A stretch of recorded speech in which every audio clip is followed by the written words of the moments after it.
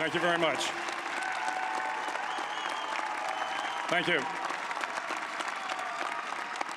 Well, thank you, President Powers, Provost Fenves, deans, members of the faculty, family and friends, and most importantly, the class of 2014. It is indeed an honor for me to be here tonight. It's been almost 37 years to the day that I graduated from UT. I remember a lot of things about that day. I remember I had a throbbing headache from a party the night before.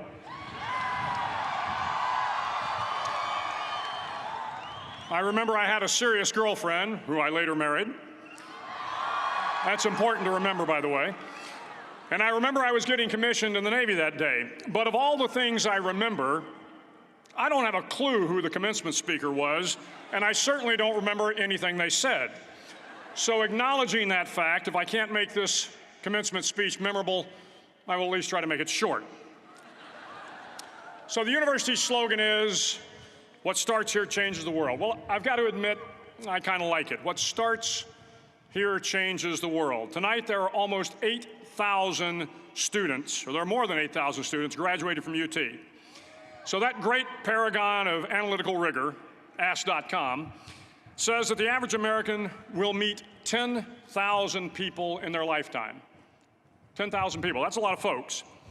But if every one of you changed the lives of just 10 people, and each one of those people changed the lives of another 10 people, and another 10, then in 5 generations, 125 years, the class of 2014 will have changed the lives of 800 million people. 800 million people. Think about it. Over twice the population of the United States. Go one more generation, and you can change the entire population of the world, 8 billion people. If you think it's hard to change the lives of 10 people, change their lives forever, you're wrong. I saw it happen every day in Iraq and Afghanistan. A young Army officer makes a decision to go left instead of right down a road in Baghdad, and the 10 soldiers with him are saved from a close-in ambush. In Kandahar province, Afghanistan, a non-commissioned officer from the female engagement team senses that something isn't right and directs the infantry platoon away from a 500-pound IED, saving the lives of a dozen soldiers. But if you think about it, not only were those soldiers saved by the decisions of one person, but their children were saved, and their children's children. Generations were saved by one decision, one person. But changing the world can happen anywhere, and anyone can do it. So what starts here can indeed change the world. But the question is, what will the world look like after you change it? Well, I'm confident that it will look much, much better. But if you'll humor this old sailor for just a moment, I have a few suggestions that may help you on your way to a better world. And while these lessons were learned during my time in the military, I can assure you that it matters not whether you ever served a day in uniform. It matters not your gender, your ethnic or religious background, your orientation, or your social status. Our struggles in this world are similar, and the lessons to overcome those struggles and to move forward, changing ourselves and changing the world around us, will apply equally to all. I've been a Navy SEAL for 36 years. But it all began when I left UT for basic SEAL training in Coronado, California. Basic SEAL training is 6 months of long, torturous runs in the soft sand, midnight swims in the cold water off San Diego, obstacle courses, unending calisthenics, days without sleep, and always being cold, wet, and miserable. It is 6 months of being constantly harassed by professionally trained warriors who seek to find the weak of mind and body and eliminate them from ever becoming a Navy SEAL. But the training also seeks to find those students who can lead in an environment of constant stress, chaos, failure, and hardships. To me, basic SEAL training was a lifetime of challenges crammed into 6 months. So here are the 10 lessons I learned from basic SEAL training that hopefully will be of value to you as you move forward in life. Every morning in SEAL training, my instructors, who at the time were all Vietnam veterans, would show up in my barracks room, and the first thing they'd do was inspect my bed. If you did it right, the corners would be square, the covers would be pulled tight, the pillow centered just under the headboard, and the extra blanket folded neatly at the foot of the rack. It was a simple task, mundane at best, but every morning we were required to make our bed to perfection. It seemed a little ridiculous at the time, particularly in light of the fact that we were aspiring to be real warriors, tough, battle-hardened SEALs. But the wisdom of this simple act has been proven to me many times over. If you make your bed every morning, you will have accomplished the first task of the day.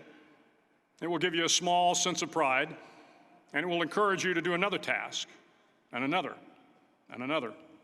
And by the end of the day, that one task completed will have turned into many tasks completed.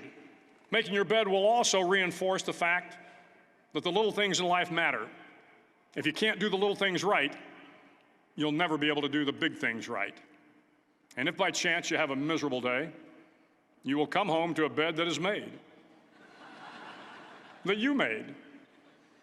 And a made bed gives you encouragement that tomorrow will be better. So if you want to change the world, start off by making your bed. During training, the students are all broken down into boat crews. Each crew is 7 students, 3 on each side of a small rubber boat, and 1 coxswain to help guide the dinghy.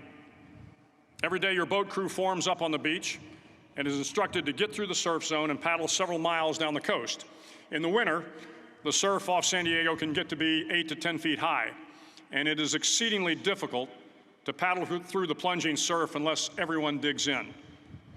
Every paddle must be synchronized to the stroke count of the coxswain.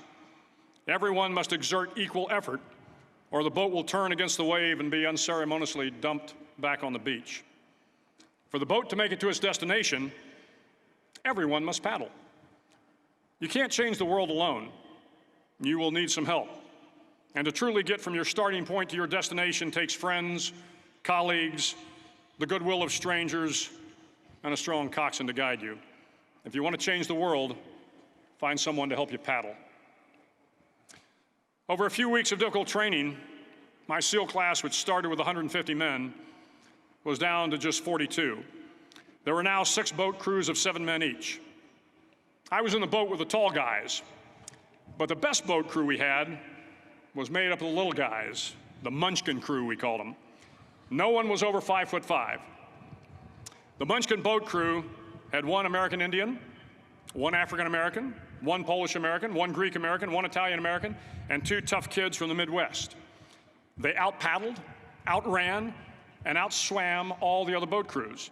The big men in the other boat crews would always make good-natured fun of the tiny little flippers the Munchkins put on their tiny little feet prior to every swim. But somehow these little guys from every corner of the nation and the world always had the last laugh, swimming faster than everyone and reaching the shore long before the rest of us. SEAL training was a great equalizer. Nothing mattered but your will to succeed, not your color, not your ethnic background, not your education, not your social status. If you want to change the world, measure a person by the size of their heart, not by the size of their flippers. Several times a week, the instructors would line up the class and do a uniform inspection. It was exceptionally thorough. Your hat had to be perfectly starched, your uniform immaculately pressed, your belt buckle shiny and void of any smudges. But it seemed that no matter how much effort you put into starching your hat or pressing your uniform or polishing your belt buckle, it just wasn't good enough. The instructors would find something wrong. For failing the uniform inspection, the student had to run, fully clothed, into the surf zone, then wet from head to toe, roll around on the beach until every part of your body was covered with sand. The effect was known as a sugar cookie. You stayed in the uniform the rest of the day, cold, wet, and sandy. There were many a student who just couldn't accept the fact that all their efforts were in vain, that no matter how hard they tried to get the uniform right, it went unappreciated. Those students didn't make it through training. Those students didn't understand the purpose of the drill. You were never going to succeed. You were never going to have a perfect uniform. The instructors weren't going to allow it. Sometimes, no matter how well you prepare or how well you perform, you still end up as a sugar cookie. It's just the way life is sometimes. If you want to change the world, get over being a sugar cookie and keep moving forward. Every day during training, you were challenged with multiple physical events: long runs, long swims, obstacle courses, hours of calisthenics, something designed to test your mettle. Every event had standards, times you had to meet. If you failed to meet those times, those standards, your name was posted on a list, and at the end of the day, those on the list were invited to a circus. A circus was 2 hours of additional calisthenics, designed to wear you down, to break your spirit, to force you to quit. No one wanted a circus. A circus meant that for that day, you didn't measure up. A circus meant more fatigue, and more fatigue meant that the following day would be more difficult, and more circuses were likely. But at some time during SEAL training, everyone made the circus list. But an interesting thing happened to those who were constantly on the list. Over time, those students who did 2 hours of extra calisthenics got stronger and stronger. The pain of the circuses built inner strength and physical resiliency. Life is filled with circuses. You will fail. You will likely fail often. It will be painful. It will be discouraging. At times, it will test you to your very core. But if you want to change the world, don't be afraid of the circuses. At least twice a week, the trainees were required to run the obstacle course. The obstacle course contained 25 obstacles, including a 10-foot wall, a 30-foot cargo net, a barbed wire crawl, to name a few. But the most challenging obstacle was the slide for life. It had a 3-level, 30-foot tower at one end and a 1-level tower at the other. In between was a 200-foot-long rope. You had to climb the 3-tiered tower, and once at the top, you grabbed the rope, swung underneath the rope, and pulled yourself hand over hand until you got to the other end. The record for the obstacle course had stood for years when my class began in 1977. The record seemed unbeatable until one day a student decided to go down the slide for life head first. Instead of swinging his body underneath the rope and inching his way down, he bravely mounted the top of the rope and thrust himself forward. It was a dangerous move, seemingly foolish and fraught with risk. Failure could mean injury and being dropped from the course. Without hesitation, the student slid down the rope perilously fast. Instead of several minutes, it only took him half that time. And by the end of the course, he had broken the record. If you want to change the world, sometimes you have to slide down the obstacles head first. During the land warfare phase of training, the students are flown out to San Clemente Island, which lies off the coast of San Diego. The waters off San Clemente are a breeding ground for the great white sharks. To pass SEAL training, there are a series of long swims that must be completed. One is the night swim. Before the swim, the instructors joyfully brief the students on all the species of sharks that inhabit the waters off San Clemente. They assure you, however, that no student has ever been eaten by a shark, at least not that they can remember. But you are also taught that if a shark begins to circle your position, stand your ground. Do not swim away. Do not act afraid. And if the shark, hungry for a midnight snack, darts towards you, then summons up all your strength and punch him in the snout, and he will turn and swim away. There are a lot of sharks in the world. If you hope to complete the swim, you will have to deal with them. So if you want to change the world, don't back down from the sharks. As Navy SEALs, one of our jobs is to conduct underwater attacks against enemy shipping. We practice this technique extensively during training. The ship attack mission is where a pair of SEAL divers is dropped off outside an enemy harbor and then swims well over 2 miles underwater, using nothing but a depth gauge and a compass to get to the target. During the entire swim, even well below the surface, there is some light that comes through. It is comforting to know that there is open water above you. But as you approach the ship, which is tied to a pier, the light begins to fade. The steel structure of the ship blocks the moonlight. It blocks the surrounding street lamps. It blocks all ambient light. To be successful in your mission, you have to swim under the ship and find the keel, the center line, and the deepest part of the ship. This is your objective. But the keel is also the darkest part of the ship, where you cannot see your hand in front of your face, where the noise from the ship's machinery is deafening, and where it gets to be easily disoriented, and you can fail. Every SEAL knows that under the keel, at that darkest moment of the mission, is a time when you need to be calm, when you must be calm, when you must be composed, when all your tactical skills, your physical power, and your inner strength must be brought to bear. If you want to change the world, you must be your very best in the darkest moments. The 9th week of training is referred to as Hell Week. It is 6 days of no sleep, constant physical and mental harassment, and one special day at the Mud Flats. The Mud Flats are an area between San Diego and Tijuana where the water runs off and creates the Tijuana Sloughs, a swampy patch of terrain where the mud will engulf you. It is on Wednesday of Hell Week that you paddle down to the Mud Flats and spend the next 15 hours trying to survive this freezing cold, the howling wind, and the incessant pressure to quit from the instructors. As the sun began to set that Wednesday evening, my training class, having committed some egregious infraction of the rules, was ordered into the mud. The mud consumed each man till there was nothing visible but our heads. The instructors told us we could leave the mud if only 5 men would quit. Only 5 men, just 5 men, and we could get out of the oppressive cold. Looking around the mud flat, it was apparent that some students were about to give up. It was still over 8 hours till the sun came up. 8 more hours of bone-chilling cold. The chattering teeth and the shivering moans of the trainees were so loud, it was hard to hear anything. And then one voice began to echo through the night. One voice raised in song. The song was terribly out of tune, but sung with great enthusiasm.